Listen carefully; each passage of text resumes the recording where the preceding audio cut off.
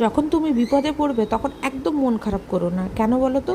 তখন তুমি সঠিক মানুষদের চিনতে পারবে। তখন আত্মীয় স্বজন, পাড়া প্রতিবেশী, বন্ধু বান্ধব, নিজের লোক কেউ তোমাকে পাত্তা দিবে না। তখনই তুমি বুঝে নিবে কোন মানুষ কেমন।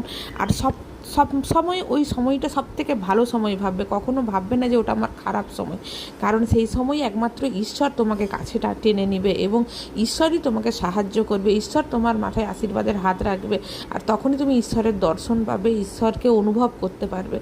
তাই কোনোভাবে তোমরা একদম ভেঙে পড়বে না ওই টাইমে। আমি সবসময় ভরসা করি। আর আমাদের আমাদের সারদা মায়ের কথাটা তোমাদের নিশ্চয়ই মনে আছে, বা যারা যারা জানো না সে তাদেরকেও আমি বলে দিচ্ছি, তাতে আরও মনে বল পাবে। কারণ সে সবসময় বলেছে মানুষ দিলে ফুরিয়ে যায়, কিন্তু ভগবান দিলে ফুরোয় না। তাই সেই সময় তোমার একদম টার্নিং পয়েন্ট, সেই সময় ভগবান তোমাকে দিবে।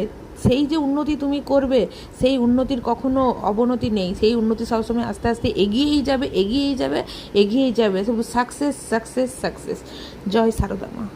তখনই তোমার জীবনে শুরু হবে অন্ধকারের শেষ আলোর দিশা।